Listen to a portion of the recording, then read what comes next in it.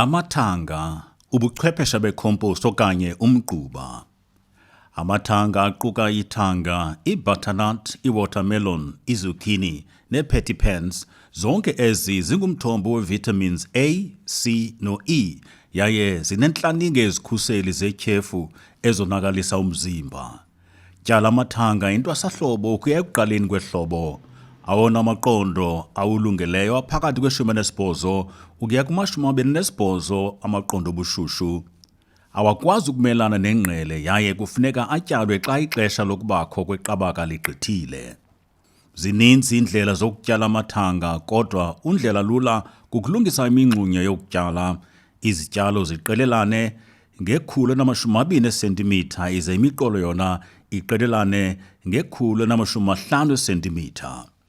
Beka intambo yokulinganisela engama-60 cm kuluthi lwesigxina olukuma-75 cm apho uqala khona umqolo, nakolunye uluthi lwesigxina apho uphela khona umqolo. Qiniseka ukuba intambo iqinile yaye ayikho goso, ngokumana uyiphakamisa uyiyeke izehlele amatyeli ngamatyeli.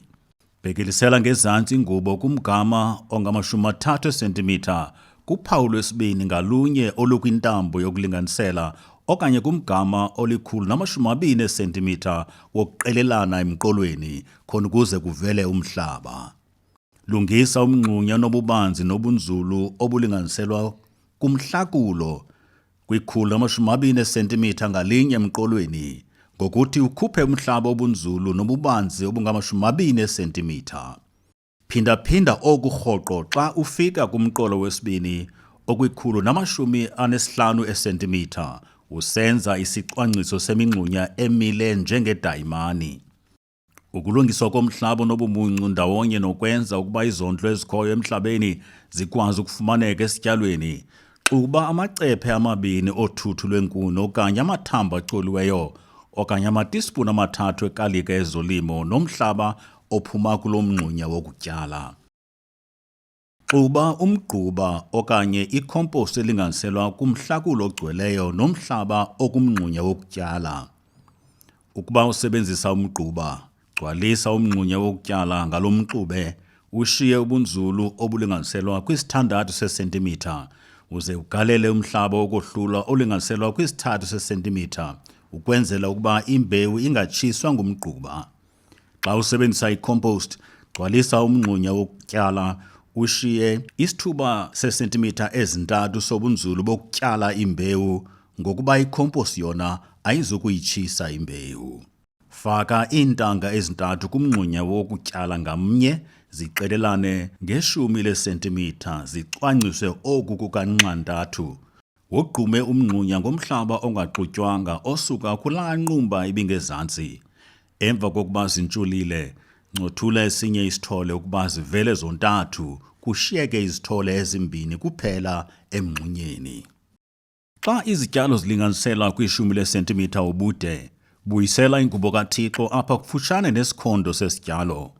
Qinisekisa ukuba ingubo yombathise ngokugqibeleleyo yaye ilinganiselwa kwi-2.5 cm ukuphakama khona ukuze icishilele ukukhula kokhula yaye igcine nokufuma emhlabeni.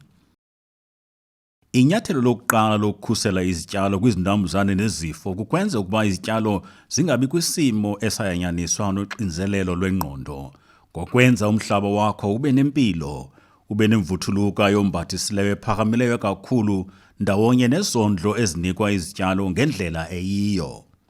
Nayiphi na indlela yokulwa nezinambuzane yemveli mayijoliswe ekuthinteleni kunokunyanga. I-powdery mildew ingasesona sifo sihlasela kakhulu amathanga. Emva kwemvula okanye kwenkungu, tshiza kabini ngeveki ngomxube wobisi namanzi olinganiselwa kwisabelo esinye sobisi nezabelo ezili-9 zamanzi netispuni lesepha engamanzi ukuze ugcine i-powdery mildew ilawuleka. Bona icandelo lesi-5. Hlola izityalo zakho rhoqo. Ukuba kukho izityalo ezinesifo, kusoloko kungcono usuke uzisiphule ezo zityalo, uzilahlele kude nesitiya. Isishwankathelo. Yomba imingxunya yokutyala engama-20 cm ubunzulu. 20 cm ububanzi, 120 cm ukuqelelana kwemingxunya yokutyala imiqolweni eqelelene ngokwe-150 cm. Tyala kwimiqolo eqakathayo kwisicwangciso sedayimane. Xuba amacephe amabini othuthu lwenkuni nenqumba yomhlaba.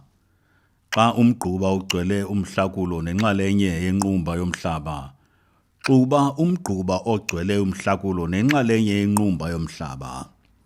Buyisela umxube womhlaba kwi-6 cm sobunzulu. Galela umhlaba ongaxutywanga wokwahlula osisithuba seesentimitha ezi-3. Tyala iintanga ezi-3 emngxunyeni, ubunzulu ibe sisithuba seesentimitha ezi-3. Yogquma umngxunya ngokupheleleyo ngomhlaba ongaxutywanga. Emva kokuntshula, cutha kushiyeke iintanga zibe 2 emngxunyeni. You are the way.